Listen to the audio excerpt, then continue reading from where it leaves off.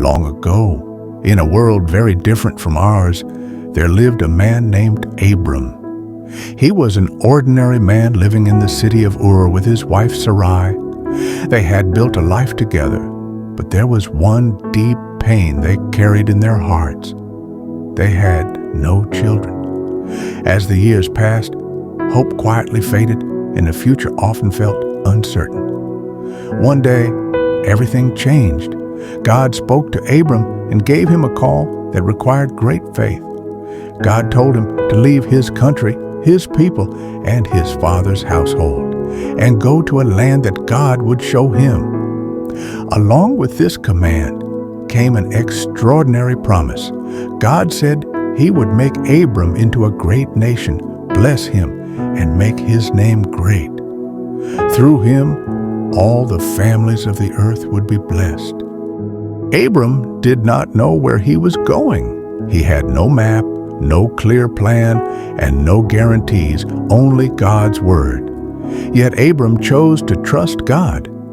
He gathered his belongings, took Sarai with him, and began a journey into the unknown. That single step of obedience marked the beginning of a powerful relationship between Abram and God. As Abram traveled through the land of Canaan, God appeared to him again and promised, "To your offspring I will give this land." Abram looked around, but there was a painful problem. He and Sarai were growing older, and they still had no child. The promise of becoming a great nation seemed impossible. Years passed, and the waiting became harder. Abram wondered how God's promise could ever come true. One night, God took Abram outside and told him to look up at the sky.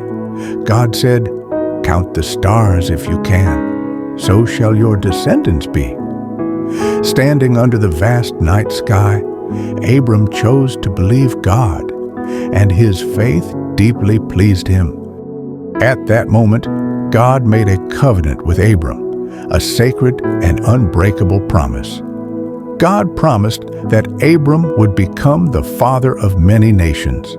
As a sign of this covenant, God changed Abram's name to Abraham, meaning father of many, and Sarai's name to Sarah, meaning princess. God promised that kings and nations would come from them.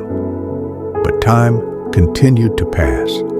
Abraham grew very old, and Sarah was far beyond the age of having children. When God told Abraham that Sarah would give birth to a son, Abraham laughed, not out of disrespect, but because it seemed impossible. When Sarah heard the same promise, she laughed too. After so many years of waiting, it was hard to believe. Then God asked a powerful question. Is anything too hard for the Lord? At the exact time God had promised, Sarah became pregnant. What once seemed impossible became reality. Sarah gave birth to a baby boy, just as God had said. Abraham was 100 years old, and Sarah was 90.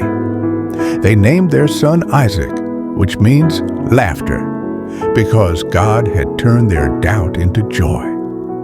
Sarah said that God had brought her laughter, and that everyone who heard her story would rejoice with her. Isaac's birth was more than the arrival of a child.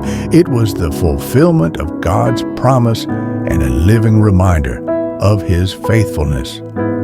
Through Isaac, God's covenant with Abraham continued, and the promise of a great nation began to take shape. The story of Abraham and God's promise teaches us lasting lessons. It reminds us that God works on his own timeline, not ours. It shows us that faith means trusting God even when we don't understand how things will work out. Abraham and Sarah waited many long years, faced doubt and disappointment, yet God never forgot his word. This story also shows us that God specializes in the impossible. When human strength reaches its limit, God's power shines brightest. What seems too late, too broken, or too far gone for us is never beyond God's reach.